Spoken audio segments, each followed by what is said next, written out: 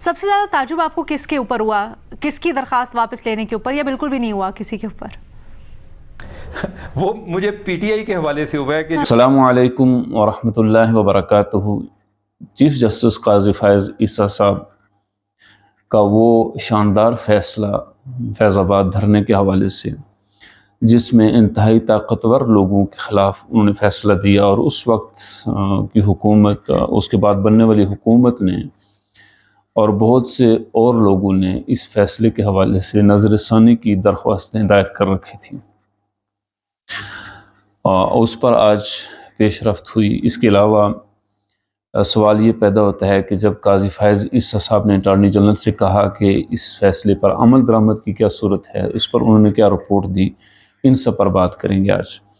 तो वो मशहूर केस फैज़ाबाद धरने का, जिस पर काजी फैज़ ईसा साहब ने फ़ैसला किया, और उस फैसले की वजह से काजी फैज़ ईसा साहब को बाद में इमरान खान साहब की हुकूमत में शदीद मुश्किलात का सामना करना पड़ा, और उस वक्त की इस्टेब्लिशमेंट, हुकूमत, सदर पाकिस्तान, सब ने मिलकर ये फ़ैसला किया कि काजी फैज़ ईसा साहब को चीफ जस्टिस बनने से रोका जाए, बल्कि सुप्रीम कोर्ट से ही निकाला जाए। इसके लिए एक रेफरेंस दायर किया गया, लेकिन काजी फैज़ ईसा साहब और उनकी बेगम ने उस वक्त की हुकूमत के तमाम मज़ालम को और उन हथकंडों का भरपूर मुकाबला करते हुए अपने केस का दिफा किया, और वो सुरखरू हुए, और यूँ वो आज चीफ जस्टिस बन गए। तो आज भाग के गए ना सारी अपनी रिव्यू पिटीशन विड्रा करने के लिए। जफर साहब कहते हैं झूठ बोला है तो कायम भी रहो इस पे। जफर, आदमी को साहिब किरदार होना चाहिए।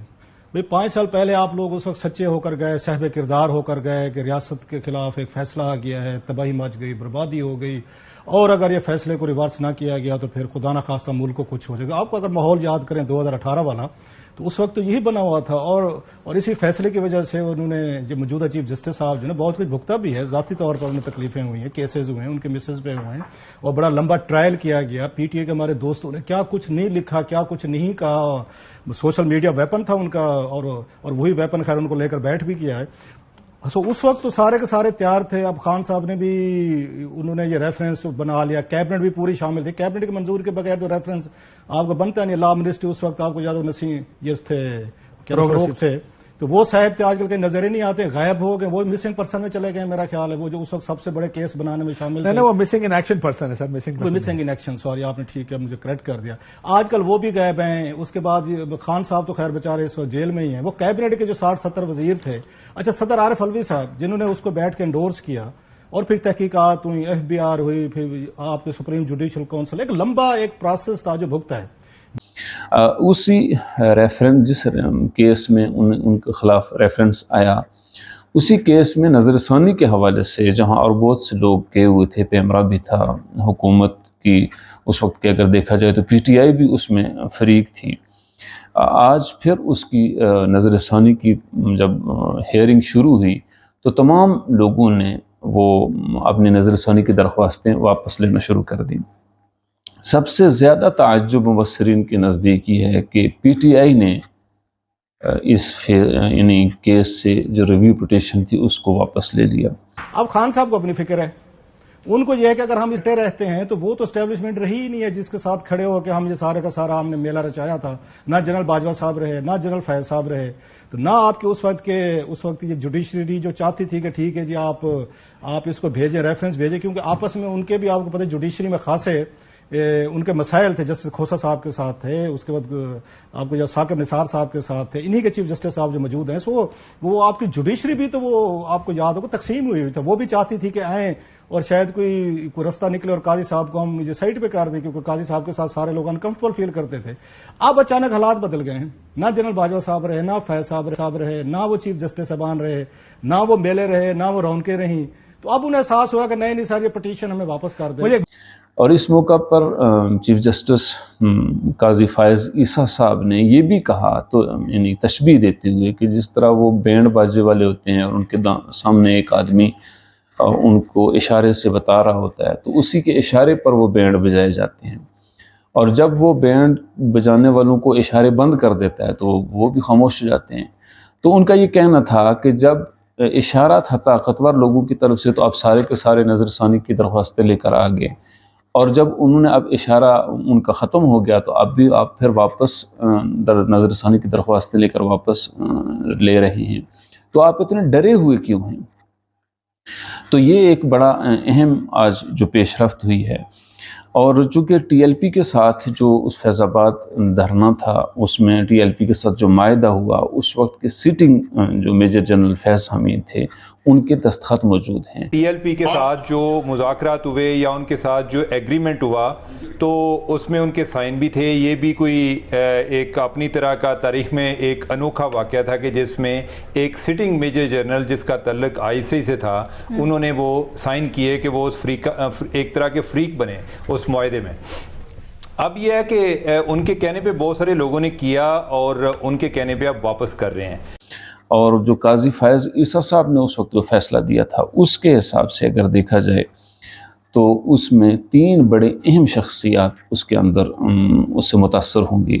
ان میں میجر جنرل ریٹائرڈ جو D G I S I تھے جنرل آصف اور جنرل فیض حمید صاحب، وہ اس میں آتے ہیں. اس طرح سابق D G ranger Punjab Azhar Naveed Hayat صاحب اس میں شامل ہوتے ہیں اور وہ اس میں آتے ہیں. اور موجودہ corps commander Quetta general Asif غفور، یہ 3 بڑی شخصیات ہیں جن کا یہ گھناؤنا کھیل تھا اور انہوں نے اس وقت کی حکومت کے خلاف، ملک کے خلاف ایک پلان تیار کیا اور جس کو قاضی فائز عیسیٰ صاحب جیسے نڈر اور بے باک یعنی جج نے اس وقت اس کو ختم کر دیا، گویا ان کی سازش کو بے نقاب کیا اور اس کو کمزور کر دیا. اور اس موقع پر اگر دیکھا جائے تو جو جس طرح کہ کہا گیا چیف جسٹس صاحب کی طرف سے کہ یہ اس پر عمل درآمد کی کیا صورت بنے گی، تو اٹارنی جنرل نے 1 مہینے میں عمل درآمد کی یقین دہانی کرائی ہے. اب سوال یہ پیدا ہوتا ہے کہ 1 مہینے میں عمل درآمد کی یقین دہانی کرائی گئی ہے تو کیا یعنی فیض حمید صاحب جو بہت طاقتور رہے ایک زمانے میں، ان کے خلاف یا جنرل آصف غفور صاحب کے خلاف، ان سب کے خلاف کارروائی ہوگی؟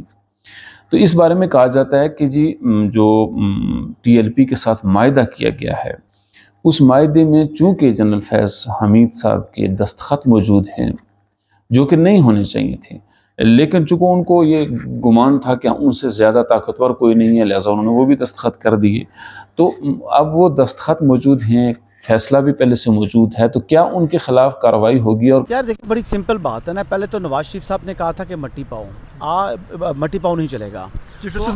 آج چیف جسٹس ہیں، انہوں نے کہہ دیا جس قاضی فائز صاحب نے کہ جی مٹی پاؤ پروگرام نہیں چل سکتا، چاہے وہ 12 مئی والا واقعہ ہے چاہے یہ فیض آباد دھرنا ہے.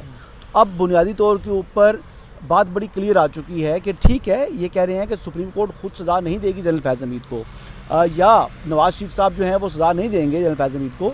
ان کو اگر سزا ہونی ہے تو وہ ان کا ادارہ ہی پیرنٹ جو ڈپارٹمنٹ ہے وہ دے گا سر، ڈیفینیٹلی دینا پڑے گا. اب آرڈر ان فیلڈ ہے اٹارنی جنرل فار پاکستان، جہاں پر جو ہے وہ کمٹمنٹ دے رہے ہیں سپریم کورٹ آف پاکستان میں چیف جسٹس کی سربراہی میں قائم 3 رکنی بینچ کے سامنے کھڑے ہو کر، تو آپ کو کیوں شبہ ہے کہ وہ نہیں کرے گا؟ کارروائی کی صورت میں کیا ان کا کورٹ مارشل ہو سکتا ہے یا نہیں، اس پر بہت سے مبصرین نے اپنی رائے کا اظہار کیا ہے.